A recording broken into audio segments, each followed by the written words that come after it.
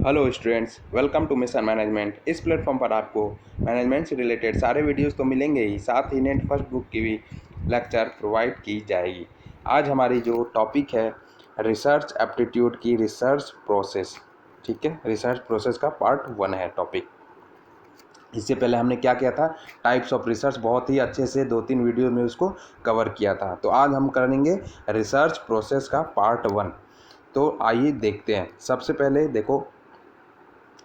सबसे पहले process of research की अगर मैं बात करूँ, रिसर्च प्रोसेस की मैं अगर बात करूँ, तो किसी किसी बुक में 8 प्रोसेस है, किसी किसी बुक में 7 प्रोसेस है। तो इट हार्डली डजंट मैटर ये करता है कि आपको ये स्टेप्स याद होने चाहिए, है ना। स्टेप्स से कई कई बार क्वेश्चन आ जाते हैं डायरेक्टली कि what is the first step of research process. ठीक है, तो ऐसे क्वेश्चन आ जाते हैं। तो देखो, ये बेसिक से 8 हमारे पास ये स्टेप्स हैं। ठीक है, और इस 8 स्टेप्स में हमें बहुत सारे, जैसे मेरा एक उठाता हूँ अगर मैं, फॉर्मुलेशन ऑफ रिसर्च प्रॉब्लम, तो ये आप ये मत समझना कि ये बस पढ़ लिया हो गया, है ना। इसके अंदर बहुत सारे हेडिंग्स हैं। ठीक है, हेडिंग्स हैं, सब हेडिंग्स हैं।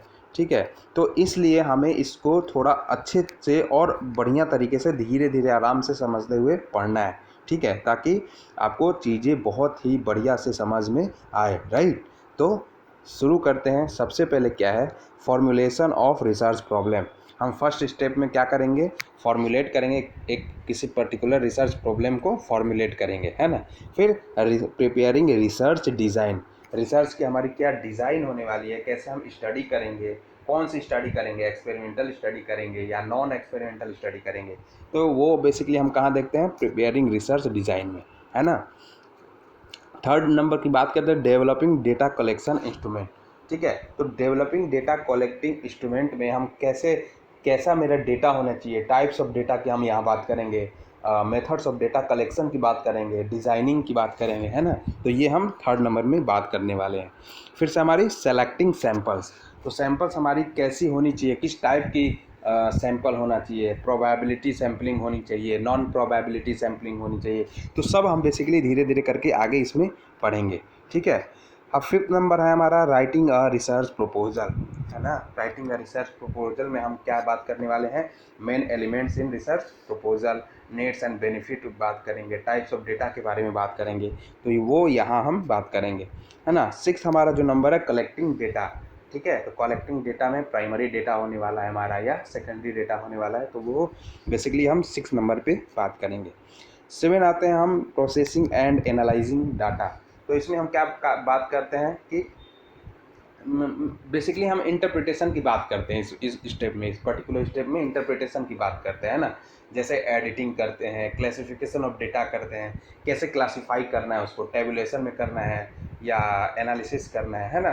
तो वो हम बेसिकली इसमें बात करेंगे, है ना। और लास्ट हम क्या करेंगे, राइटिंग अ रिसर्च रिपोर्ट।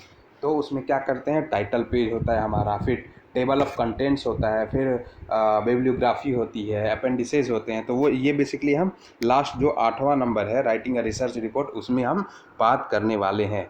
तो ये जो हमारा बेसिक सा ओवरव्यू हो गया रिसर्च प्रोसेस की, है ना। अब हम आगे बढ़ते हैं, फॉर्मुलेशन ऑफ, जो हमारा फर्स्ट स्टेप है, फॉर्मुलेशन ऑफ रिसर्च प्रॉब्लम। ठीक है, तो मैंने बोला था कितने बहुत सारे हेडिंग्स और सब हेडिंग्स होंगे सब सब पॉइंट में, है ना। तो ये देखो, ये आपके हेडिंग्स एंड सब हेडिंग्स हैं। ठीक है, तो फॉर्मुलेशन ऑफ रिसर्च प्रॉब्लम में सबसे हमें पहले पढ़ना है लिटरेचर रिव्यू, फिर फॉर्मुलेशन ऑफ ऑब्जेक्टिव्स, फिर से identifying research variable and measuring scales. ये देखो बेसिकली हमने पढ़ लिया था, अगर किसी ने नहीं देखा तो पिछले वीडियो में जाके आप देख सकते हो। Identifying research variables and measuring scales. And last जो हमारा सबसे इम्पॉर्टेंट टॉपिक है, जहाँ से एक या दो क्वेश्चन उठ के आते हैं, वो हमारा है फॉर्मुलेटिंग हाइपोथेसिस। ये बच्चे यहाँ पे बहुत ही ज़्यादा कंफ्यूज होते हैं, फॉर्मुलेटिंग हाइपोथेसिस, सर हाइपोथेसिस होती क्या है, कैसे हाइपोथेसिस काम करती है रिसर्च में।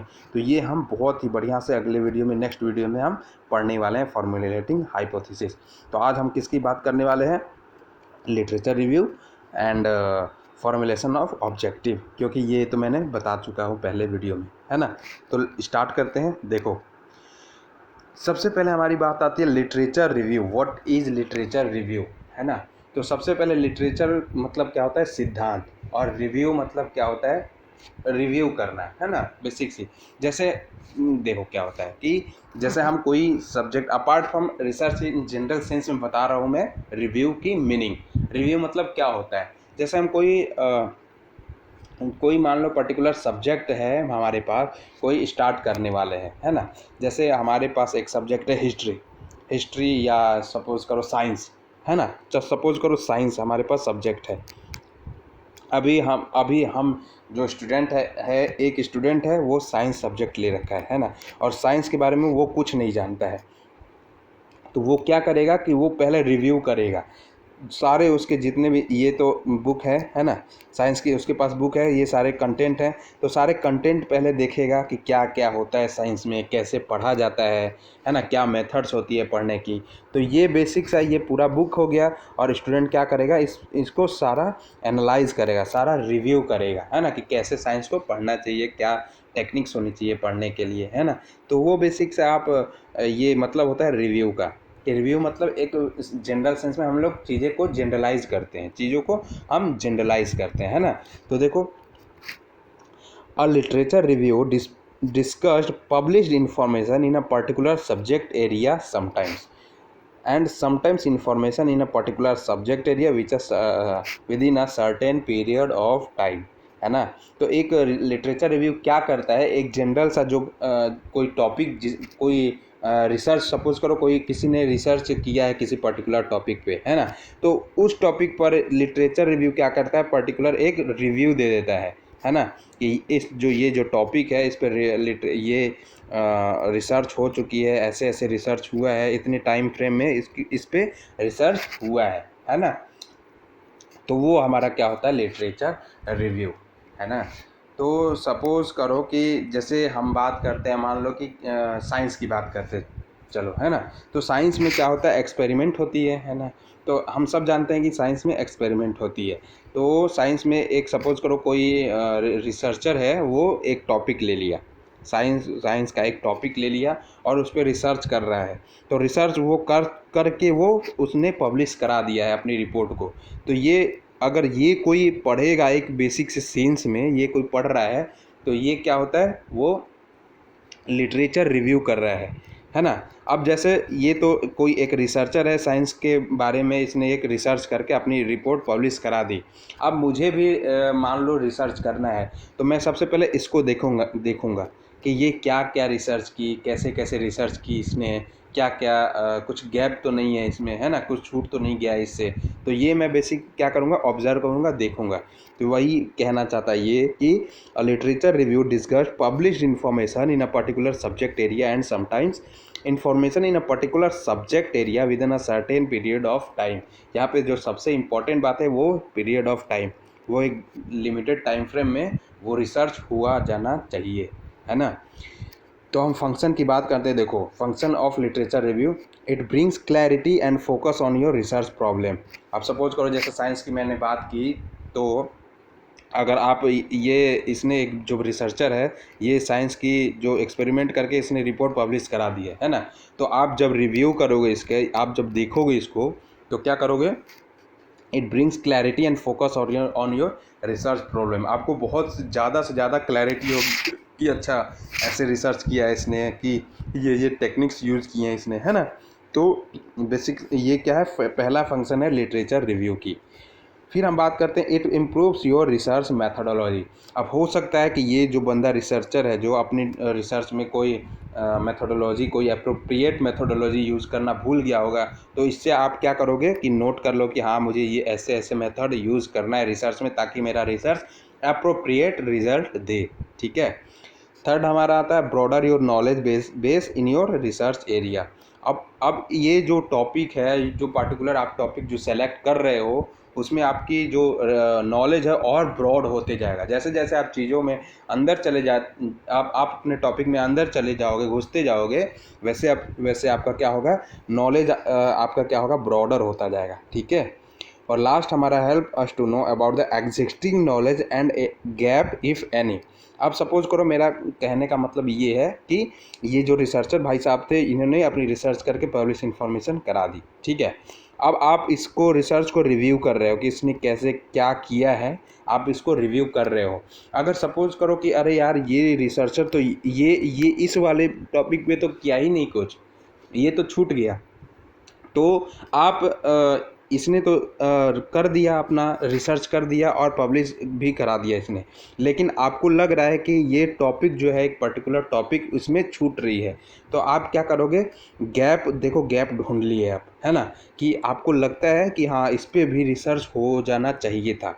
तो help us to know about the existing knowledge, existing knowledge तो इसने रिसर्च कर ही दिया, एंड गैप, गैप आप जो ढूंढ चुके हो कि इस पे रिसर्च किया जाना चाहिए था, इफ़ एनी, है ना। तो यही होता है, ठीक है। लास्ट हमारा जो लिटरेचर रिव्यू की फंक्शन में हमारी यही होती है कि आप जैसे जैसे चीज़ों को डिटरमिन करते जाते हो, जैसे जैसे चीज़ों की कंसिडर करते जाते हो, आपकी नॉलेज उतना ही ब्रॉडर होता जाता है, एंड गैप भी आप इजीली फाइंड कर सकते हो, ठीक है। अब हम नेक्स्ट बात करते हैं कि देखो, if anyone select a particular topic in research then they have to do this. अगर मान लो मैं रिसर्च कर रहा हूँ, मैं अभी करने वाला हूँ, मैंने टॉपिक चूज़ कर ली है, ठीक है, मैंने टॉपिक क्या है, चूज़ कर ली है। तो पहला हमारा जो स्टेप होगा क्या होगा, identify broad area of interest. अब ये नहीं होना चाहिए ना कि जो मैं इंटरेस्ट के लायक भी नहीं है जो मेरा टॉपिक, वो मैं चूज़ करके रिसर्च उसी पे कर रहा हूँ। अब देखो जैसे क्या होता है कि जैसे मेरी टॉपिक कोई और है बिना इंटरेस्ट के, मेरा उसमें इंटरेस्ट नहीं है, तो मैं उसमें रिसर्च करके क्या करूँगा, एक तो मेरा इंटरेस्ट उसमें नहीं रहेगा, ठीक है, और दूसरा इनअप्रोप्रिएट रिजल्ट मैं दे पाऊँगा। तो सबसे जो मेन बात ये है कि आपको जिसमें जिस टॉपिक में आपको इंटरेस्ट है, सबसे पहले वो आप टॉपिक सेलेक्ट करो, है ना। तो identify broad area of interest, ठीक है। अब dividing broad area into sub areas, और वो टॉपिक बहुत बड़े बड़े होते हैं, सपोज करो ये टॉपिक है तो इसको टुकड़े टुकड़े कर दो, सब टॉपिक में बांट दो, है ना, ताकि आपको और आसानी हो जाए। अब टुकड़े टुकड़े में बांट दिए आप, and focusing on and selecting an area of interest. अब जो ये आपकी टॉपिक है तो इसमें से कोई एक सेलेक्ट करो, कोई एक चीज़ें को सेलेक्ट करो, ठीक है। Identifying the gaps and raising research question. अब ये देखो, मैंने बताया था कि ये जो रिसर्चर थे वो रिसर्च पब्लिश इन्फॉर्मेशन तो अपना करा चुके हैं, लेकिन वो चीज़ें भूल गए हैं। तो ये जो मान लो टॉपिक है, ये सब टॉपिक हो गया, है ना। अब इसको मैंने सेलेक्ट किया, इस टॉपिक को हमने सेलेक्ट किया, अब इसमें गैप ढूंढना शुरू करो कि इसमें क्या क्या रिसर्च हो चुका है, क्या क्या रिसर्च नहीं हो पाया है। तो जो नहीं हो पाया है उस पर सवाल करना शुरू करो, ठीक है। फॉर्मुलेशन ऑफ ब्रॉड ऑब्जेक्टिव, आप अपनी ऑब्जेक्टिव डिसाइड करो कि मैं रिसर्च करता हूँ अगर इस टॉपिक पे तो मेरी क्या क्या ऑब्जेक्टिव्स होनी चाहिए। And assessing and reviewing objective, और उसको असेस करो, रिव्यू करो कि हाँ मेरी ऑब्जेक्टिव सही है या नहीं है। तो ये हमारी क्या होती है, लिटरेचर रिव्यू के स्टेप्स, है ना। ये बेसिक से हम क्या करते हैं, स्टेप्स कंसीडर करते हैं while steps in formulation of a research problem. जब हम रिसर्च प्रॉब्लम को फॉर्मुलेट करते हैं तो ये हम क्या करते हैं, ये चीज़ें हम कंसीडर करते हैं, इतने सारे स्टेप्स हम कंसीडर करते हैं, ठीक है। अब हम बात करते हैं अब हम बात करते हैं इसको, आइडेंटिफाइंग रिसर्च वेरिएबल, ये तो हमने पढ़ चुका है, ठीक है। फॉर्मुलेशन ऑफ ऑब्जेक्टिव, हम ऑब्जेक्टिव कैसे फॉर्मुलेट करेंगे, तो देखो सबसे पहले बात करते हैं हम objective of research. Objective of research हम फॉर्मुलेट करते हैं, क्या हमारी ऑब्जेक्टिव होनी चाहिए रिसर्च की। तो सबसे पहले बात ये ध्यान दो, tips to remember smart. Smart मतलब मैं कितना स्मार्ट हूँ, कितना जानता हूँ, वो स्मार्ट नहीं। स्मार्ट एक बेसिकली एक क्या है, टर्म है जिससे आप ऑब्जेक्टिव्स याद कर सकते हो रिसर्च के। स्मार्ट का मतलब देखो यहाँ क्या होता है, SMART। S means specific, M for measurable, A for achievable, R for relevant and T for time framed, है ना। तो बात करते हैं बारी बारी से, देखो एस स्मार्ट से हमारा एस क्या हुआ, स्पेसिफिक, जो आपकी टॉपिक होनी चाहिए वो स्पेसिफिक होनी चाहिए, पर्टिकुलर होनी चाहिए, है ना, जो सोसाइटी के इंटरेस्ट में हो, आपकी इंटरेस्ट में हो, रिसर्च करते टाइम आपको अच्छे से उसके बारे में पता हो, है ना। जो पहले से एग्जिस्टिंग टॉपिक है जिससे रिसर्च हो चुका है वो आपको सेलेक्ट नहीं करनी है, आपकी टॉपिक क्या होनी चाहिए, स्पेसिफिक होनी चाहिए। फिर से M फॉर मेजरेबल, हाँ ऐसी होनी चाहिए कि आप उसको मेज़र कर सको, कि आपको कॉन्फिडेंट हो कि हाँ इस पर मैं रिसर्च कर सकता हूँ, है ना। अब जैसे जैसे बात होती है ना, चांद तोड़ सकता हूँ मैं, तारे तोड़ सकता हूँ मैं, है ना, तो वो वाली बात नहीं होनी चाहिए यहाँ रिसर्च के अंदर, वो वाली बात नहीं होनी चाहिए। तुम चांद कैसे तोड़ के ला सकते हो, है ना। तो कहने का मतलब ये है कि रिसर्च की जो आपकी टॉपिक है मेजरेबल होनी चाहिए, है ना। And third one is achievable, A for achievable. Measurable जैसे ही होगा तो सिंपल सी बात है, अगर आप मेज़र किसी को कर सकते हो तो आप अचीव भी कर सकते हो, है ना। आप मेज़र अपने रिसर्च प्रॉब्लम को किए तभी तो आप अपने रिसर्च को मेज़र कर सकते हो, तभी तो आपको कॉन्फिडेंट होगा, है ना, कि हाँ हम पा भी सकते हैं, इसको अचीव भी कर सकते हैं, उस पर्टिकुलर एरिया में हम रिसर्च करके हम अचीव चीज़ों को कर सकते हैं, ठीक है। चौथा नंबर है हमारा रिलेवेंट। अब रिलेवेंट क्या होता है, जो रिसर्च जो आपकी प्रॉब्लम होगी, रिसर्च की ऑब्जेक्टिव होगी, वो रिलेवेंट होनी चाहिए, है ना। ये नहीं कि अनरिलेवेंट हो, मतलब सोसाइटी से उस रिसर्च का कोई मतलब नहीं हो, आपने रिसर्च करके ऐसे ही उसको फेंक दिया, लास्ट में जो आपकी रिजल्ट है उसकी कोई यूज़ नहीं है ना। तो ये बेसिकली नहीं होना चाहिए, वो सोसाइटी के हित में होना चाहिए, रिलेवेंट होना चाहिए, है ना। और एक टाइम फ्रेम में आपकी रिसर्च होनी चाहिए, टी फॉर टाइम फ्रेम्ड। एक आपकी बेसिक से 3 साल 5 साल आप जो जितने मतलब बेसिक से एक मिनिमम टाइम है आपके पास होती है, उसमें आपको रिसर्च क्या करना चाहिए, कर लेनी चाहिए, ठीक है। तो ये होती है हमारी ऑब्जेक्टिव्स ऑफ रिसर्च, है ना, जिसको हमने कैसे याद रखना है, smart, SMART, S for specific, M measurable, A achievable, and R relevant, and T for time frame, ठीक है। तो ये हमारी आज की लेक्चर है। अब देखो, identifying research variable and measuring scales already discuss in previous videos, ये मैंने डिस्कस कर चुका है, ठीक है।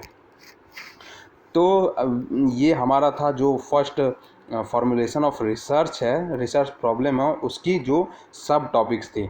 अब सब टॉपिक्स में मुझे अगले लेक्चर में मैं इस पर डिस्कस करूँगा फॉर्मुलेटिंग हाइपोथेसिस। ये बहुत ही इम्पॉर्टेंट कॉन्सेप्ट है, फॉर्मुलेटिंग हाइपोथेसिस। तो आज के लिए इतना ही। तो आई गेस कि आपको वीडियोस पसंद है, वीडियोस को लाइक एंड शेयर ज़रूर करें, कमेंट करें, कुछ ना समझ में आए तो, ठीक है। Thank you for watching, keep learning, keep watching, thank you.